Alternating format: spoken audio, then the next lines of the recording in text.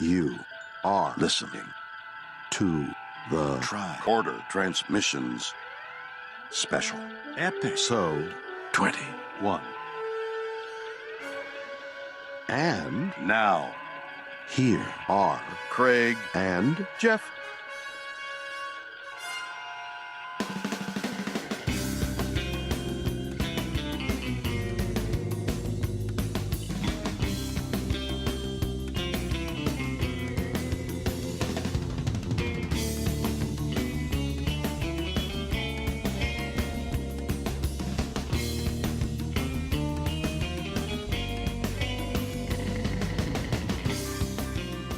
Welcome back to the Tricorder Transmissions. We are your hosts, Jeff Hewlett. And Craig Cohen. So by now you've figured out by listening to Mr. Shatner's introduction that this is yet another supplemental log, number 21. We released number 20 just a couple of days ago. So if you haven't listened to that and you're an original series fan, you really should go download that. We were super privileged to sit down with Mr. Paul Olson, the airbrush artist who painted the refit Enterprise model for Star Trek The Motion Picture. And the stories that he shared with us in that short time we spent with him were really, really incredible. Don't you think, Craig? Oh, they were amazing. And I can't wait to read the book that he put out. Yeah, we're both really excited about that. But today we are continuing the interview streak as we sit down with Scott Tipton, writer, later on in the show to discuss the newly released Planet of the Apes Star Trek comic crossover, as well as some of his work with Harlan Ellison on the City on the Edge of Forever comic adaptation and a few more things. But right now, we have some of our great friends joining us, all 5 members of everyone's favorite Star Trek band, 5 Year Mission. Guys, how's everybody doing? Fantastic! Hey! Thanks for having us. Oh, thank you. And a really special welcome to Patrick, since this is the first time on the show for him. Thanks. This is awesome to have you here, and we're really excited to have you guys here. And I don't know if you guys all saw this yet, but I saw this today, that Sherry Jackson is on the guest list for Vegas 2015. Ooh. Awesome. Well, She was on the guest list for 20. Yeah. I know. It sounds like they're tempering their expectations a little bit. Yeah. Let's not be jaded. Let's keep our fingers crossed that we all get to see her this year. So, Sherry, if by chance you're listening, we're all excited to see you, and hopefully you'll be there. But, guys, you've been working on a new, is it still an EP or is it a full album now? What do you call 10 songs? I think it's a full album. It's 11 now. 11? Oh, yeah. Yeah. Okay, 11 songs. Oh my God, that's all. You're getting close to a British LP. But each song is less than 30 seconds long. No, just It's awesome. So you guys are doing, it was originally an EP, but now it seems like a full album for Spock's Brain. Uh-huh. You're welcome. In advance. Nice. So what's the progress on that? little to none. All the drums are done. All the drums. We're in the process of doing the overdubbing of various instruments. Mostly guitars so far. Yeah, we're getting all the instrumentation down, and then we'll start in on vocals. We're actually moving at a Clipping decent along. clip. Yeah, it's coming along. Guys, Anything exciting? why Spock's Brain? Well, we did the EP for the most famous episode with the Trouble with Tribbles. Now we figured we'd do one for the most infamous episode. That makes perfect sense. Or my answer, why not? Why not? Because we already used that. If you watch Spock's Brain, it's just there's so much fodder in there for There is. things you can write songs about. That's kind of why it expanded from 5 songs to Yeah, 11. this is actually, we can actually pinpoint the blame on Chris because he was the first one to write 2 songs. Oh, hey guys, I got a second Fox Brain song. Damn it. And because he wrote 2 songs, everyone had to show him up and write a second one. And then I wrote 3 songs. And then Patrick wrote 3. Patrick's always got to be the best. And we did have an idea of making it a 4-disc box set. We were going to call it Spock's Brain, S-B-O-X Brain. I thought we were going to call it Spock's Box. Spock's Box. Spock's Box. No, I thought the play on words would be with Spock's S-B-O-X. Then everyone just I know. called See, it we That's couldn't. high. It's high Box. We couldn't decide on the name, so we just scrapped that and went with 11. S-Box 360, I think. Probably a good thing you did. You might get sued by Microsoft. Probably. We don't want that to happen. So is this going to be like in the vein of the rest of the albums where everybody writes a couple of different songs each? Yeah. Yeah. Oh, awesome. I even wrote 2.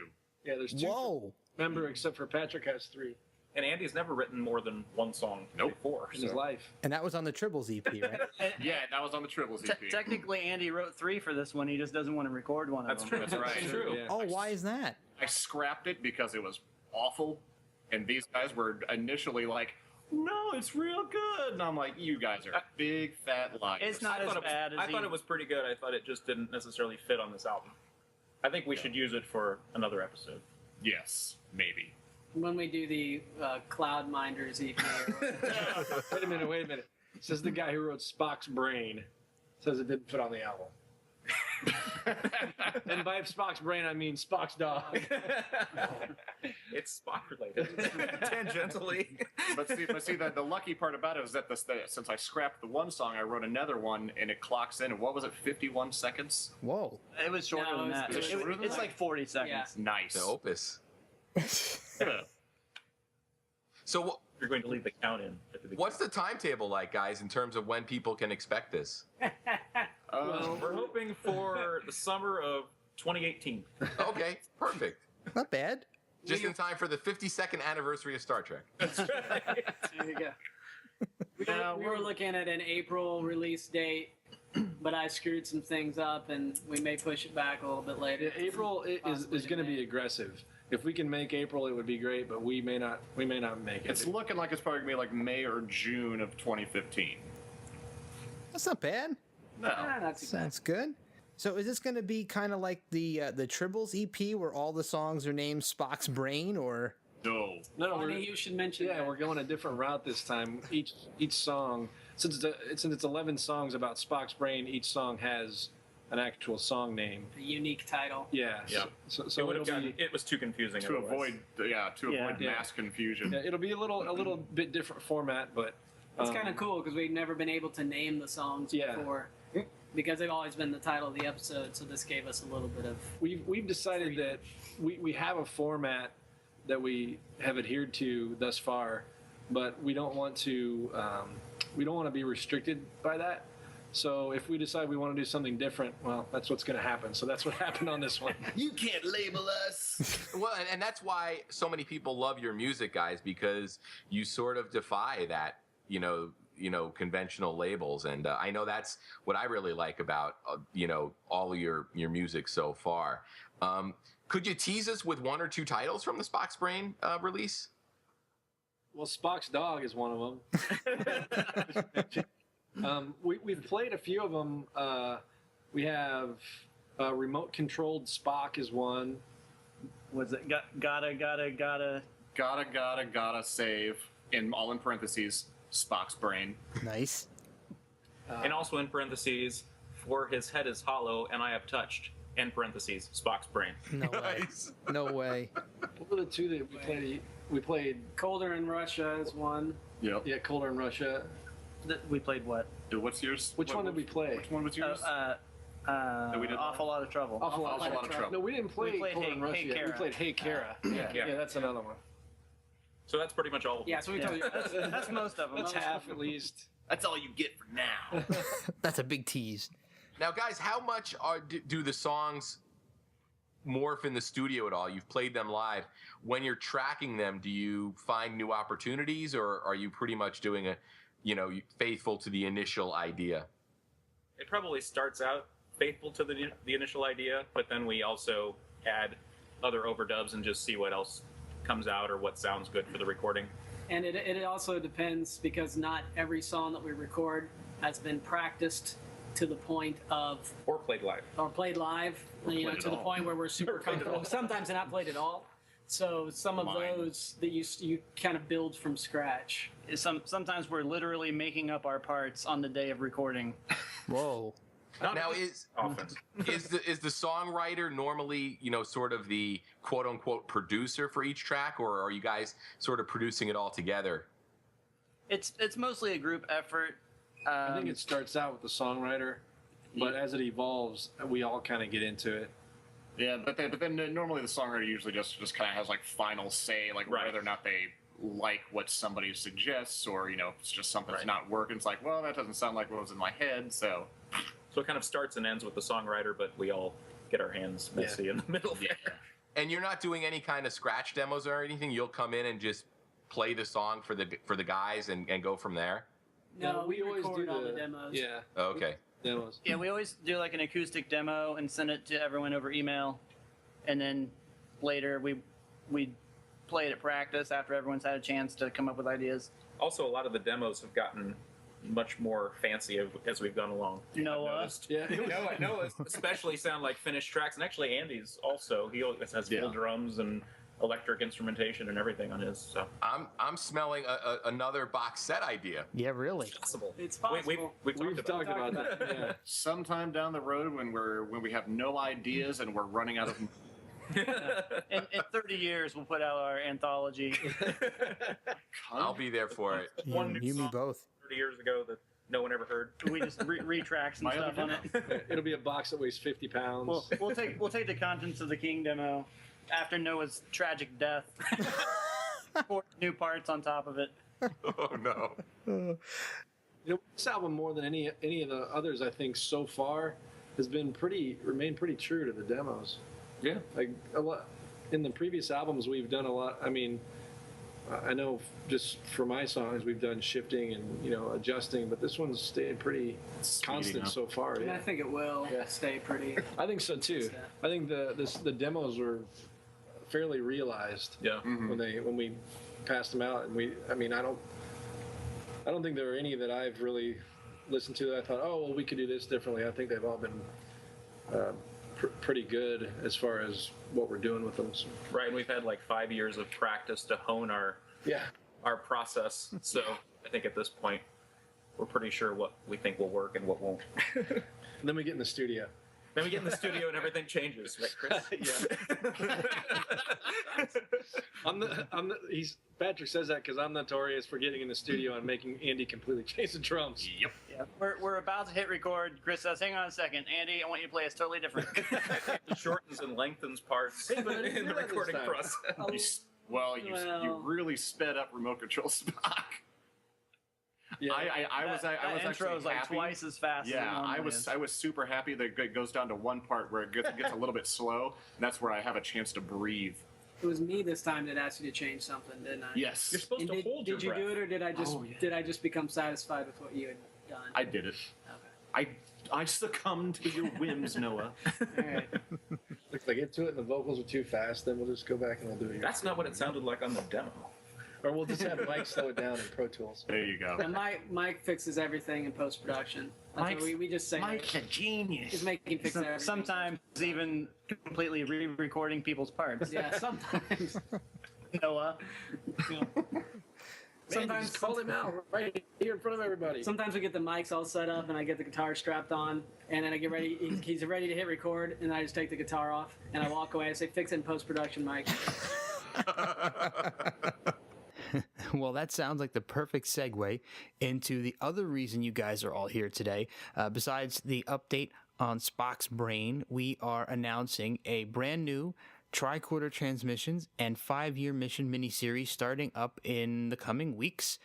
We're going to be going track by track through 5-year mission's entire catalog, discussing each song in depth, getting some insight into the writing, musical styles, studio time, live performances, all kinds of great info about their catalog. What do you guys think about this new project?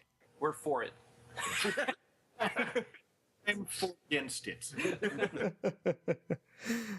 I think it's a good idea because I think we've been in this long enough now that it would be kind of fun and interesting to go back and talk about those early tracks. And hopefully we'll get some good kind of Leif Garrett type stories, since it's more like a behind the music type thing. Yeah. You Leif Garrett? One of the most notorious ones. Yeah, the reunion with the friend that he crippled. Oh, man. We all support a secrecy not to talk about Noah's incident. When he pooped his pants? Oh no. Not that one, okay. Yeah. I'm really picking on Noah tonight. I know. So this is post-breakup and reformation and re-breakup. Yes. This is the victory tour. No, That's during the period where Andy left the band. Andy leaves the band and we do an acoustic tour. We're doing an acoustic tour? I quit. So keep an eye out in the coming weeks for the first installment, where we will be covering the first track from the year one album, The Cage, with all 5 members of the band. And now we're going to jump over to our interview with writer Scott Tipton to talk about the new Star Trek Planet of the Apes crossover that just hit store shelves this past week, and some of his other work for IDW Comics. Thanks again to 5 Year Mission for coming on today, and we are looking forward to kicking off the new series. We'll see you in a month. Thank you.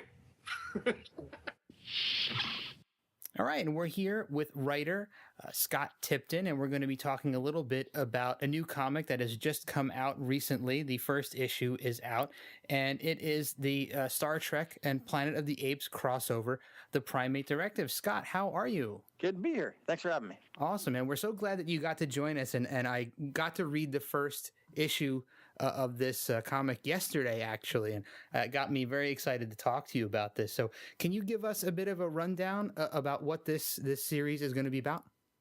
Well, what we're looking at here is the first ever crossover of classic original series Trek and classic Planet of the Apes from the 1968 original. And it's a kind of a crossover in the best sense of the word, where we're trying to take both of these really kind of historical sci-fi franchises and make them work together in a way we haven't seen before. Well, that's got to be a heck of a challenge. I know you've done a lot of other Trek comic work in the past, but I can imagine having to work with 2 different sci-fi genres in the same book and make it work together and make sense with all the different characters. It's got to be difficult. It's tricky, and it's a balancing act. I mean, this is like the second time we've had to do it, because we did the Star Trek Doctor Who crossover a couple years ago as well. Mm-hmm. So we've kind of gotten used to balancing multiple licensors and making everyone happy, and balancing gigantic fictional histories of these 2 different franchises. And what we've always found is the trickiest thing is being true to both. And that's kind of the most important thing for us, is making sure that if you come into this and you love apes and you never watch Trek, it feels like an ape story to you. And if you come into a Star Trek and you don't care about the apes, it feels like a Star Trek story to you. Mm-hmm. And so, if people are thinking that's what's going on, then we're doing our job. Excellent. So Scott, how did this series come about? Where was the essence of the idea? My impression is that it was kind of a reaction to the success IDW has had with their Trek crossovers. They're pretty judicious about it. It has to kind of make sense in terms of the worlds. It has to be something that feels big.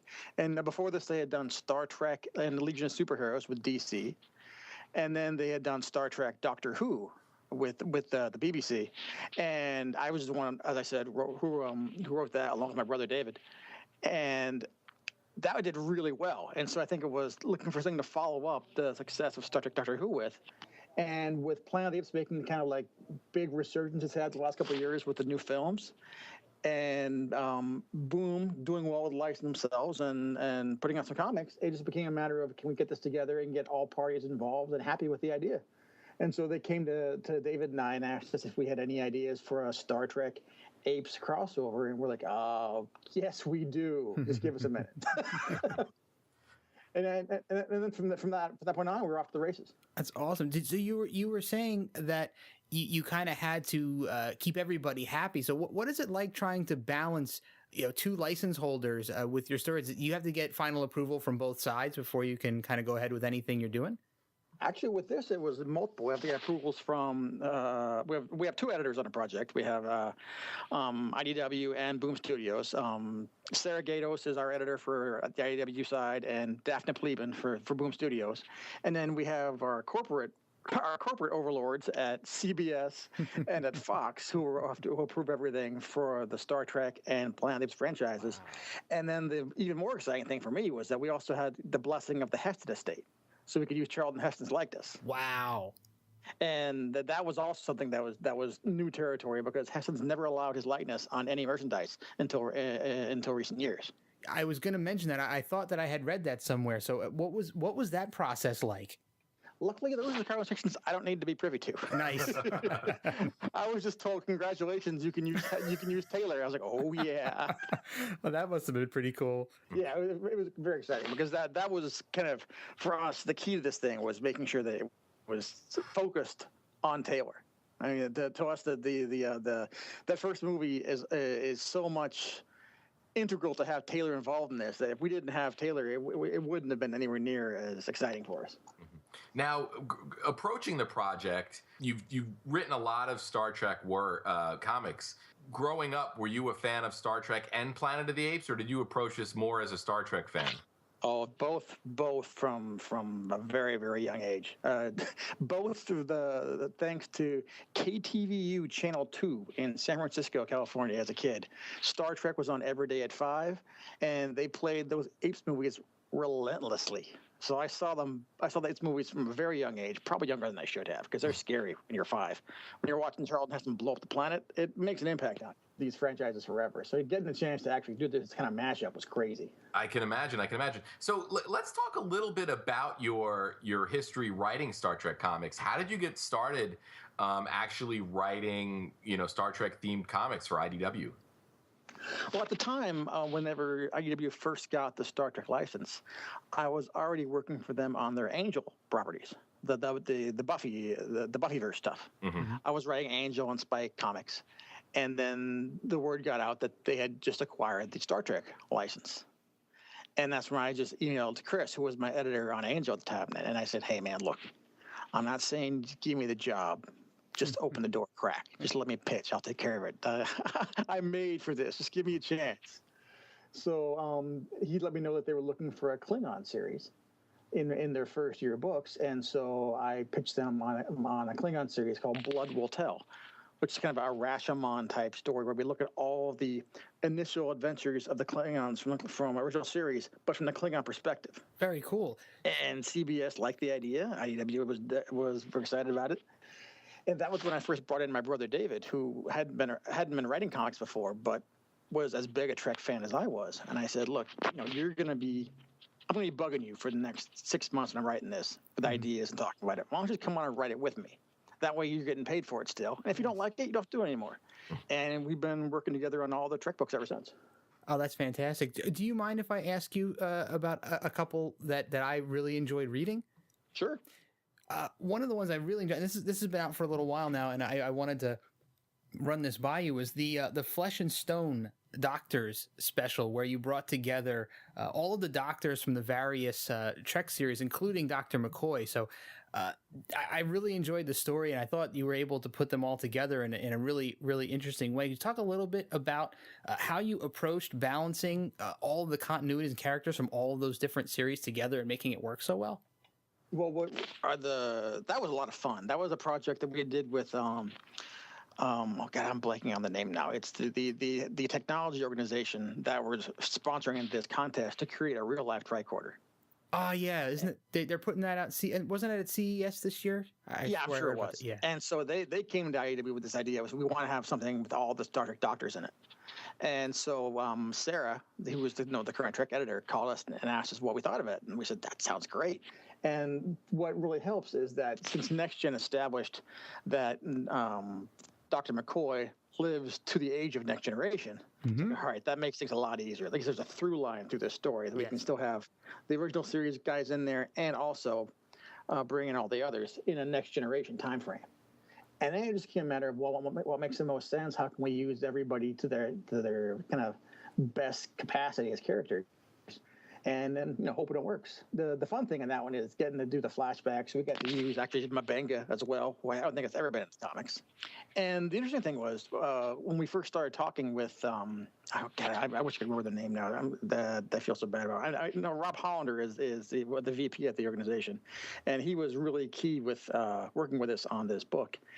And he said, he gives a list of all the characters he wanted. He was hoping to see in it because they're all big Trek fans too. And he said, we'd love to see Pulaski. And my brother and I was like, I don't know. And then once we started writing it, Pulaski is so much fun to write. And that was the best thing about it, is I finally got a chance to use Pulaski and use her well. The key with her is just not letting other characters take her so seriously. if you use her a bit more like McCoy, where she's sardonic and she's funny, but occasionally on Next Gen, she just came out so unlikable, it kind of hurt the character. It's funny that you mention her because I recently said that I had preferred her in Next Generation, and I got a lot of flack from our listeners over that, especially a couple of them in particular. So, and I liked her because she was kind of McCoy-like. So I'm kind of glad that you brought that up. And I think that was definitely what they were going for. And you could see like they tried to kind of recreate the Spock McCoy dynamic with her and Data. The problem is, Data doesn't fight back like Spock would. Mm-hmm. So Pulaski would take these digs at Data, and Data would just be staring back at her innocently. It's like kicking a puppy. So it made Pulaski look like a mean character. That's true, because everybody loved Data already, so it was kind of tough on to see poor Data getting kind of bullied. Right, so we really tried to play Pulaski and Crusher as equals and make that kind of friendship understated, kind of make the readers like Pulaski more. Glad to hear it kind of worked. Yeah, it did. I think you guys did a really fantastic job, and that's why I wanted to bring that up. And I also wanted to kind of bring up the City on the Edge of Forever. I mean, that I don't know how much we can emphasize how awesome that was to see that come out. You guys worked on adapting that for the comic book. So, working with Harlan Ellison, I remember hearing him talking about it at the Trek convention last year in 2014 and how excited he was. And what was it like to work on that project? Well, I mean, luckily I had a previous acquaintanceship with Harlan. Nice. I own a comic shop in North Hollywood, and we handle the sale of part of Harlan's collection. So I knew him fairly well already. So that kind of took care of some of my initial nerves because Harlan's like a literary hero of mine. But we came into this, and my brother and I said our goal on this is to make this Harlan's version. We're not here to put our voice on it or a thumbprint. We want this to be as close to what Harlan had on the page as possible. And then we were just lucky enough to get J.K.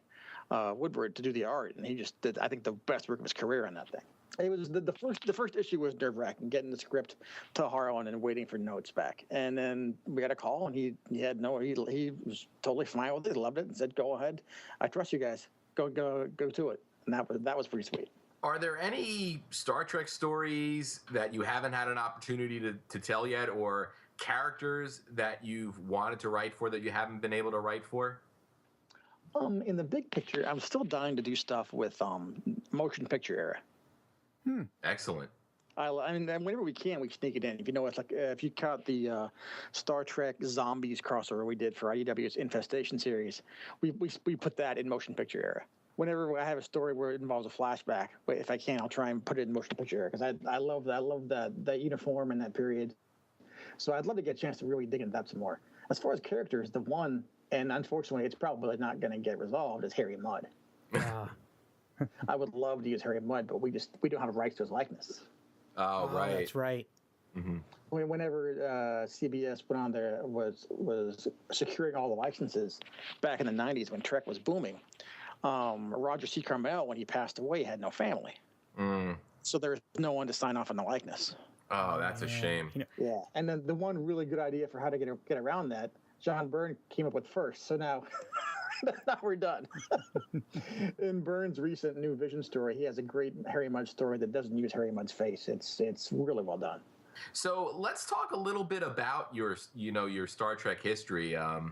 And before we really get into it, you mentioned, wanting to work in that motion picture era. What is so special about that era for you in terms of, you said the unique costume designs, but was it sort of really when it sort of re-energized your interest in the show after being off the air for years? No, I mean, because I was pretty young when the movie came out, so it wasn't even as much as, because at the time, whatever was on TV is still new to you. Yeah. So Star Trek was still a fresh thing in my mind, even though at the time, it had been off the air for like 15 years. But I just, the motion picture, I really dig. It's kind of that sweet spot between the Trek 2 era, which I do really, really enjoy. But I've got a lot of chance to play with that. And the classic era, where they're a little bit older, but they don't. It's not kind of about them getting older, and I just think there's so much ground there to play with. Yeah, totally. So Jeff, do we want to ask Scott some of our key Trek fan questions? Oh, sure. Why not? We love to ask these questions. As we talked about earlier before we started recording, we are an original series focused show. So we always like to ask our guests about their experiences with the original series. And, the boilerplate questions, of course, are, favorite character. Yeah, I'm a Kirk guy. Oh, Right on. Oh, it's tipping back in Craig's favor. Craig's a Kirk guy. I'm a Spock guy. So, recently we had a couple Spock people, and now it seems to be tipping back towards Craig. So, any particular episodes of the original series that stand out as your very favorites? I like the comedies. I know a lot of people don't like them as much, but I like the Piece of the Action and Nice. I'm Mud and Treble Tribbles, just because it kind of got to show off the depth of that cast, because they were really talented actors and really funny, and didn't get to play that much. And it also kind of highlights how talented that ensemble was and that production staff was, that it could shift tone so drastically. Past that, I think all the favorites, it's hard not to put Harlan's City on the Edge and Mirror Mirror and Balance of Terror on that list as well. Right. Of course. How about a favorite original series era villains? Yeah, of course, Khan's top of that list, but I love Nomad.